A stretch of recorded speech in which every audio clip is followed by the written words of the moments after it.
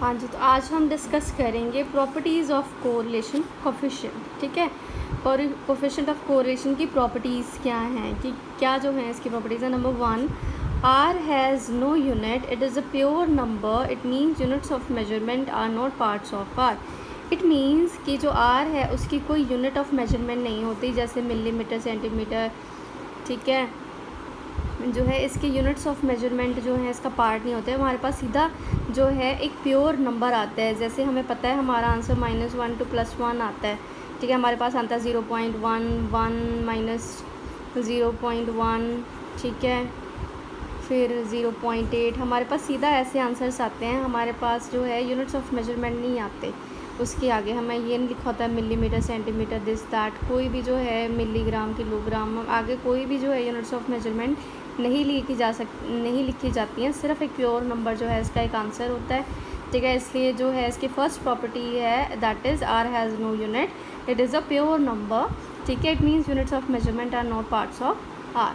ठीक है, number 2, a negative value of r indicates an inverse relation. जो negative value है आर की, उसका वो क्या शो करती है कि there is inverse relation.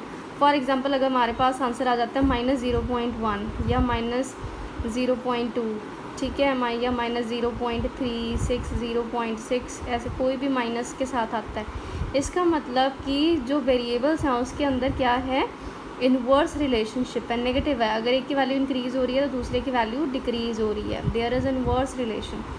And if r is positive, अगर आर पॉजिटिव है, it means two variables moves in the same direction. ठीक है, अगर जो है इसका आंसर आ जाता है 0.1 या 1 या 0.2, सिंपल आता है। ठीक है, इसका मतलब कि पॉजिटिव वैल्यूज़ हैं, इसका मतलब जो आर है वो पॉजिटिव है। ठीक है, इसका मतलब जो वेरिएबल्स हैं they moves in the same direction, एक की वैल्यू इंक्रीज़ होने से दूसरे की वैल्यू भी इंक्रीज़ हो रही है।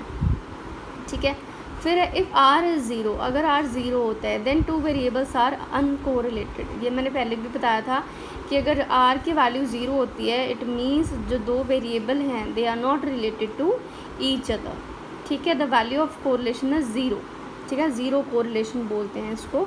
There is no linear relationship between them, however other types of relation may be there. ठीक है, फिर number 4, if r is equal to 1 और आर इज़ इक्वल टू -1, अगर आर की वैल्यू 1 आ जाती है या -1 आ जाती है, then the correlation is perfect और प्रोपोर्शनेट।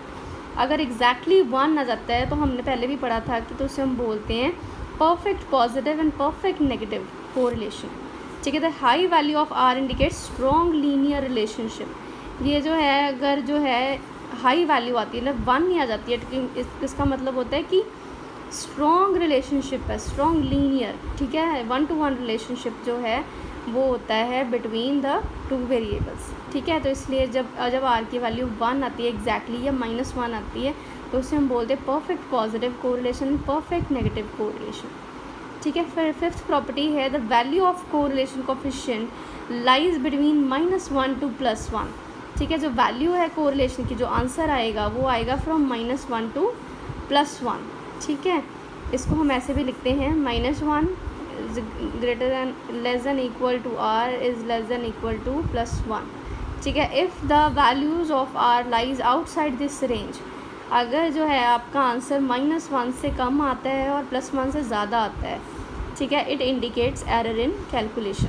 ठीक है, जैसे मैंने पहले भी आपको बताया हुआ है कि अगर आपका आंसर -1 to +1 के बीच नहीं आता है, इसका मतलब आपने कैलकुलेशन जो है वो गलत की है। आपको दोबारा चेक करना पड़ेगा अपना आंसर कि आपने कहीं पे जो है कैलकुलेशन में मिस्टेक की है। You can also check your answer in your exam कि अगर आपका आंसर जो है -1 to +1 के बीच में ही आएगा। अगर -1 to +1 के बीच नहीं आ रहा है, इसका मतलब आपने सम को गलत सॉल्व किया है। You have to check your all calculation कि आपने कहीं ना कहीं पे ज़रूर कोई मिस्टेक की होगी। ठीक है, तो ये सारी हैं प्रॉपर्टीज़ ऑफ कोरिलेशन कोफिशिएंट। ठीक है, ये जो है आपने ध्यान से जो है लर्न करनी है। ठीक है, बस यही है। ओके।